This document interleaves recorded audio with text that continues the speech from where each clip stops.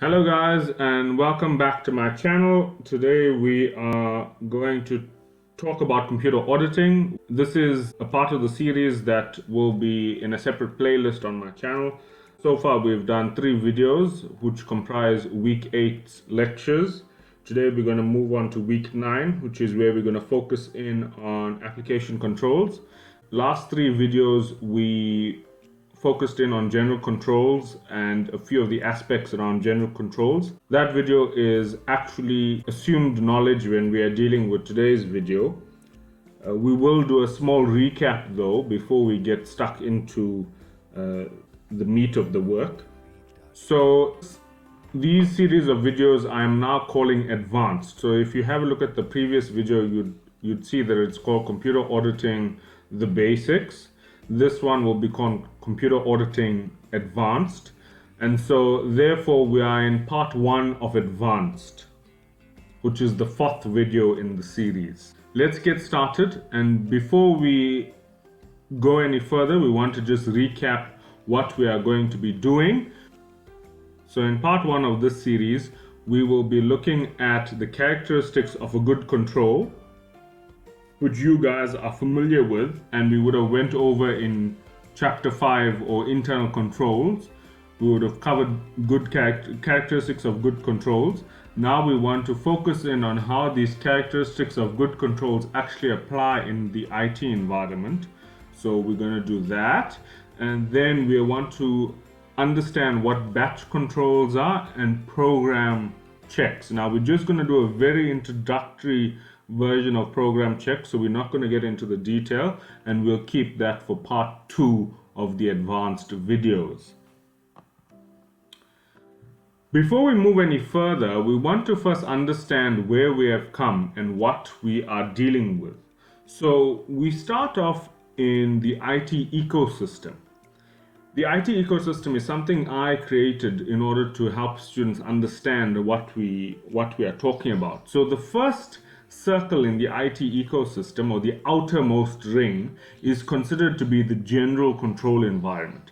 Now that is the stuff that we were dealing with in the previous 3 videos in the basics series, where we were dealing and talking about access, physical access, logical access controls. Then we were talking about logging. Then we were talking about how we need to create and administer the IT department, the segregation of duties around the IT department, and that sort of stuff. So that's where the general control environment lies. It's on the outer ring. It's really, as I said in the previous videos, it is the air that surrounds the rest of the cycle.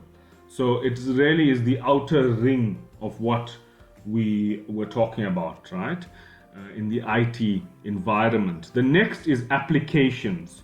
So when we are going to start talking today, we want to focus in on specific applications. Now when I say applications, some people will call that modules, some people will call that software.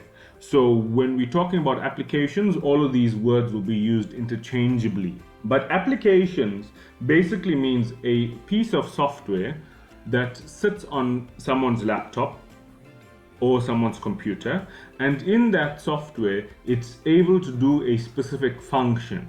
So that's what an application is. In the last video, we'll remember we spoke about interfaces, and we said interfaces are the boundaries where one application meets another application, or one part of a system meets another part of a system.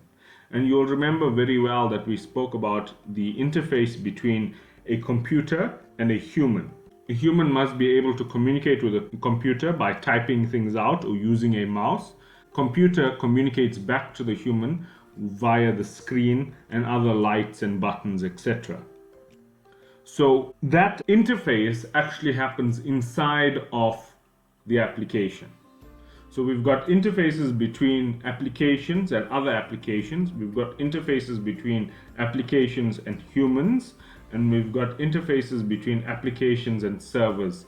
And so that transfer of data that happens from one application to the next is situated inside of the application. Now, among all of these things, the application as well as the interface we have application controls. Now, these are specific activities that need to take place in order to ensure that the information the application provides us with is accurate, is valid, and complete. So these are specific activities that either the computer does or the human does that ensures that the product that is created or the output that is created is of a good quality and meets the requirements of the entity. So that's what we are talking about in the IT ecosystem.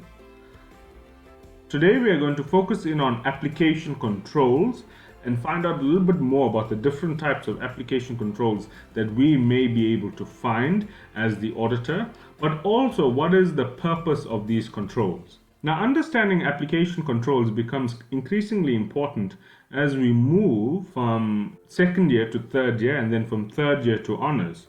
Because when we are dealing with applications and the type of questioning that will happen, you will find that as you advance, you start being asked to create your own system and to implement your own controls. So you as a student must be familiar with the different types of controls available so that you are able to implement the accurate control in a given scenario. Before we go any further, let's look at a few terminologies that we want to get right. So, application.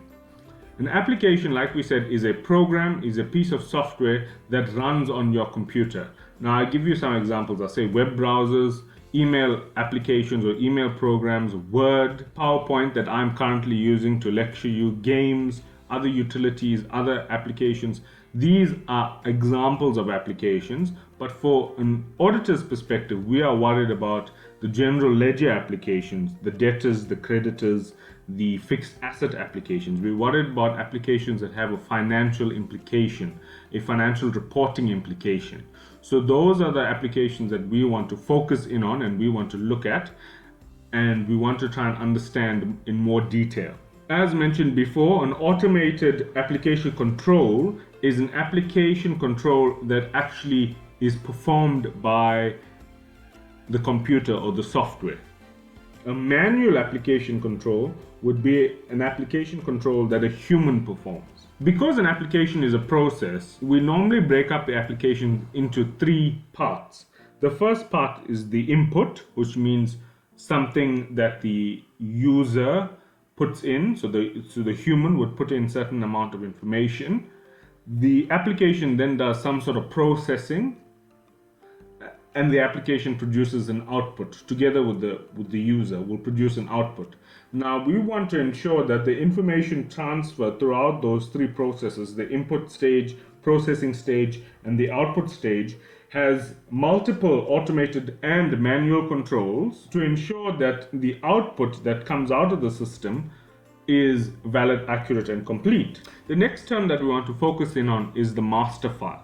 So what is a master file? It is often confusing to students that don't understand what is a master file. A master file, very simply, is a document or a record that is contained on someone's computer. That record has different types of data. Now, I say descriptive data, but it can also have other types of data. So, for example, if we look at a debtor's master file, a debtor's master file will have the debtor's name, their registered address, what are their purchases, how much do they owe our company, when does their account fall due. These are some of the types of information that we should find on a debtor's master file. Like I said before, it's simply a record that is contained on a computer. What is important though is that the master file is a very special document, meaning that there is no other copy. It is the master copy of a document on a laptop. So, for example, when you enter in a new purchase made by a debtor, it would automatically be updated on the master file. That master file then contains that information, the details of that purchase, when it was purchased, what was purchased, and the amount. Now, that information cannot be found elsewhere and not be found in such amount of detail elsewhere.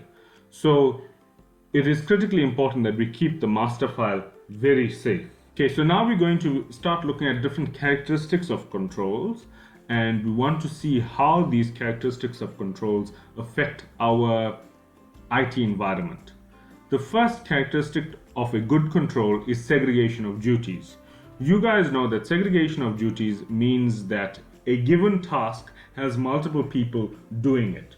This ensures that there is no collusion and there is no misappropriation of assets during the performing of the task. So we find that segregation of duties is critically important for us as auditors. We want to see how segregation of duties can be included into an application. When we talk about segregation of duties, there are certain key tasks that we want to separate. So, the initiation of a transaction. Let's use an example. If we are trying to make a sale, so if we are selling to a debtor, the first thing is the initiation of the transaction. That would be where the debtor contacts a sales representative and asks to purchase something. That is the initiation of the transaction. Before the transaction is carried out and before we deliver the goods, we need to authorize the transaction to ensure that the goods can be sold to the debtor and the debtor has enough credit.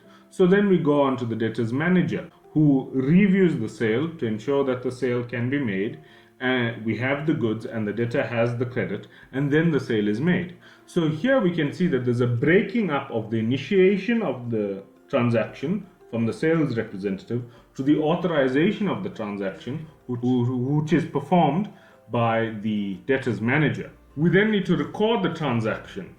So the recording of the transaction normally happens by a debtor's clerk. The custody of the goods is always kept in the warehouse, so warehouse staff will be in charge of keeping the goods. And then at the end, there's a reconciliation that is done and an audit that is done. And that is normally done by the financial manager, who will look at the debtor's ledger. And so we see that there are different parts of a transaction that are separated. The initiation of the transaction, the authorization of the transaction, the recording of the transaction, the custody or access to goods, assets, money, and then finally the reconciliation and review of the transaction. So these are specific parts of a transaction that has to be separated. Now the question is, how does an application meet this requirement of having segregation of duties? An application does it by the following. First, there's specific access controls, more specifically logical access controls, to the different roles that are assigned. So for example, when someone is a debtor's manager, they will have a different login, a username and login password to everyone else. And we spoke about this under general controls, where we said each and every employee needs to have a unique user access. The next thing is we can assign different roles and responsibilities to different people. So different usernames will have different access to different modules. For example, when we're dealing with debtors, the debtors manager will only have read access for transactions. They will not be able to amend any transactions. If amendment is required, the debtors manager has to send it back to the sales representative that initiated the transaction. So here we have access, logical access controls, roles that have been assigned for specific responsibilities, and as a result of that, different access tables. So when we have read or write access. In this way, an application can ensure that segregation of duties takes place. The next thing we want to look at is isolation of responsibility. Isolation of responsibility means that individuals that perform an action can be identified, and therefore they can be held accountable for the actions that they perform. We want to be able to identify the staff so that when someone does something wrong or inaccurate, we can track it back to who has performed it. So this is why we want to ensure that we have isolation of responsibilities. How does a computer application do this? Firstly, it logs everyone that access a given application. So we have logging of activities, logging of entry, as well as logging of what is done on the application. Each person has a unique username and password, as mentioned before, and there is restricted access to computers, meaning that no one can access any computer and go into a specific application. So applications are only loaded on specific laptops or computers. Another good characteristic of a control is approval and authorization. Now, we want to ensure that all transactions are accurately approved, reviewed before they are carried out. So how do we do this? The first is we have access tables, and the access tables are designed in such a way that it limits the authorization ability to only specific managers or specific high-level supervisors in the entity, meaning that not anyone can approve or authorize something, only specific people. The next is that the approvers do not have right access. Why? Because if the approvers have right access, then they are given an incentive to collude and do something wrong. So we want to limit and take away that temptation by only giving the approvers read access, and the people initiating the transaction have right access. The preparers are able to prepare transactions and then submit for approval. They are not able to approve themselves. If a change is needed, the approver cannot make the change. The transaction must be sent back to the preparer in order to make changes. So basically, the transaction must be rejected by the approver. The approver then sends it back to the preparer. Preparer makes the change that is required. When something is being reviewed, the reviewer or the authorizer must require all supporting documentations to be produced. This ensures that an accurate and thorough review is done before a transaction is approved. Next thing is there's regular reviewing and logging of transactions. This ensures that every transaction that is carried out has been validly approved. Custody of goods or assets. Now, data, as mentioned before, is one of the most valuable assets that an entity has. And in today's world, data is becoming increasingly valuable. So data needs to be carefully controlled. Access to data needs to be carefully controlled. How do we control the access to data? We ensure that data is regularly backed up. We ensure that access controls, physical and logical, limit who has access to data. We also ensure that in the case of a disaster, we are able to either protect and recover our data. We ensure that whenever data is transferred, we encrypt it. So custody can be included in an application by following these protocols, such as encryption, disaster plan and recovery, backup, and access controls to the application. The next characteristic of a good control is that a good control will have strong access controls. Now, we've already spoken about this in the lead up to this point. Access controls in the IT environment is mainly carried out by the use of username as well as unique passwords. So each person has a unique username and password.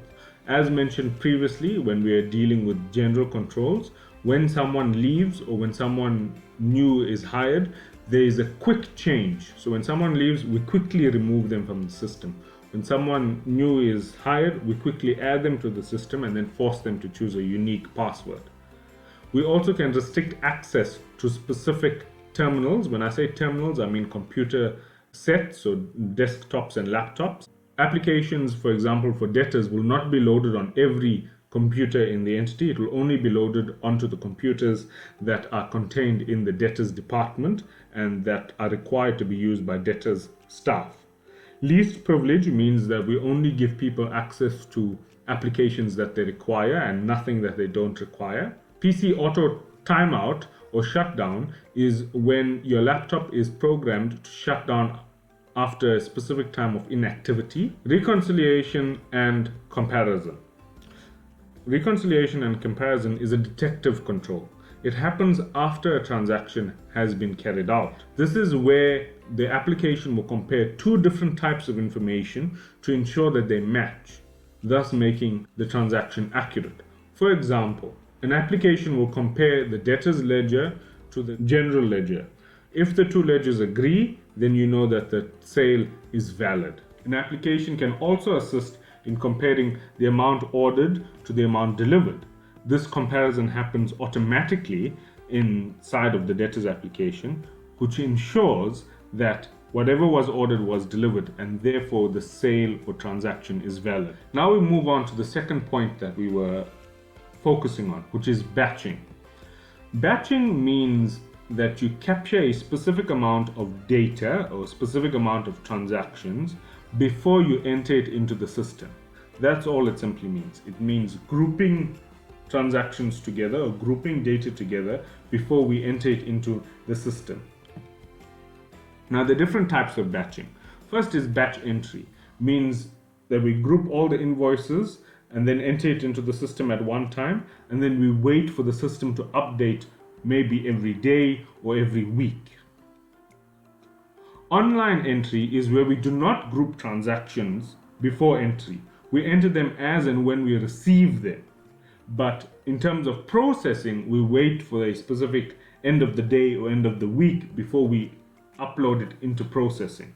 So basically, under online entry and batch processing, whenever we're entering something into our computers or laptops, it's not updating the master file until only after a given amount of time. So the computer is simply saving whatever we've entered onto our laptops, and then when we process it, it then updates the master file at once. This is often used by entities to try and limit the amount of internet that is used, because when we are constantly updating the master file, it tends to use a lot more internet. But if we are using batch entry, the danger with batch entry is that we can lose data. So using online entry helps us because we don't lose data, and the computer is better at saving and recovering data than humans are. And we are using less internet because we're not constantly updating the master file.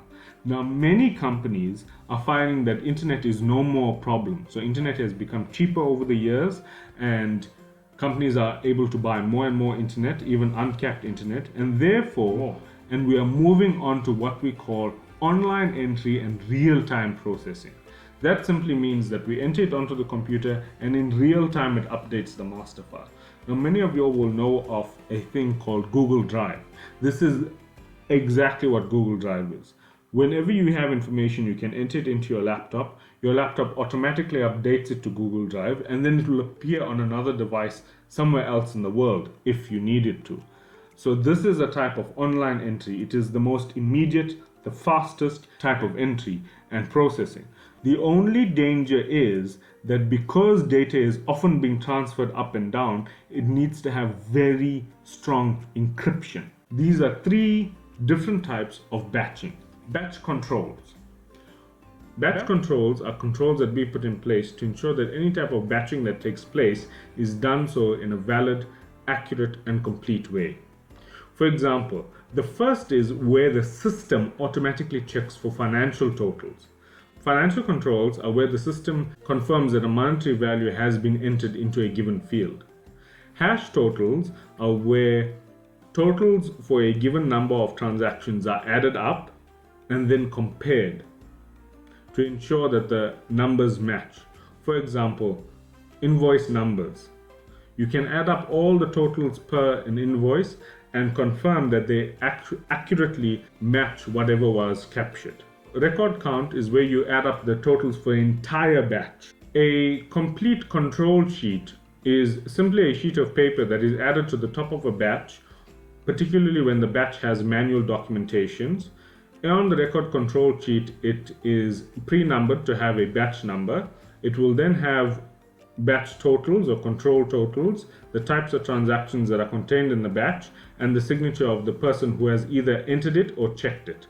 Now, this is only when we have a manual document that we are trying to enter. For example, invoices or sales. So we want to have this control sheet to ensure that we can track the process of entry as well as processing of a given batch. A batch register has all of the batches that were contained in a given period, let's say for a week. Each and every batch that we make and then enter is entered onto the batch register by its unique batch number. A batch control system is used to capture as well as compare different batch totals. Screen aids are basically pop-up boxes that come up onto your screen which prompt you to do certain things. For example, when you need to enter specific amount of required information. For example, you may want to enter your name and your student number. You might find a little small asterisk next to these entry fields. This can be included when we are doing batching because it will force the person that is capturing the batch to enter required information. The way in which we set out the screen and format the screen for entry assists the capturer to ensure that they record all the important information. For example, if we create a batch recording screen that looks exactly the same as the invoice that they are going to be capturing, that will help them to ensure that they copy all the relevant data. But if they, for example, have the rand amount at the bottom of the invoice, but we expect the rand amount to be at the top of the screen, it causes a little bit of confusion and discomfort for the capturer because they may make mistakes or miss specific fields or even forget about specific fields and then move on. This is what we talk about where we say the screen design must mimic the hard copy. We can also have dialog boxes or prompts, which is where the system will not let you proceed until you do something. Mandatory fields, very similar to minimum key information, is where we won't allow you to proceed without entering something. And then shaded fields are fields where information is not applicable. Those are screen aids, and screen aids can help you when you are entering information for batches. Program checks. Program checks are controls that a program performs on their own. It's built into the software. For example, validating specific input information. When we are validating specific input information, like we would do in if you were to enter your invoice number, and if you know that your invoice number must end with a year, right? So it will be, let's say, 2020 if the invoice was created in 2020. The system can be programmed in order to ensure that all invoices entered in 2020 actually were created in 2020, so that no one can enter an old invoice, or if they do enter an old invoice, they need to explain why they're entering it late. The objective of program checks for inputs is to ensure that the data is accurately recorded. Processing program checks ensure that whatever processes have been done are done firstly accurately and then done to completion. Output program checks ensures that firstly the information that is pulled out of the system is not distributed irresponsibly but distributed to only the people that are required, and to ensure that the creation of the output or the creation of the product of the system is done so in an accurate way. These are different types of program checks. Now in our next video we're going to dig deeper into program checks and explain why program checks are so important. That brings us to the end of part 1 of the advanced computer auditing. Please ensure that you watch part 2, which should be somewhere on your screen, and subscribe. Thank you, and see you back next time.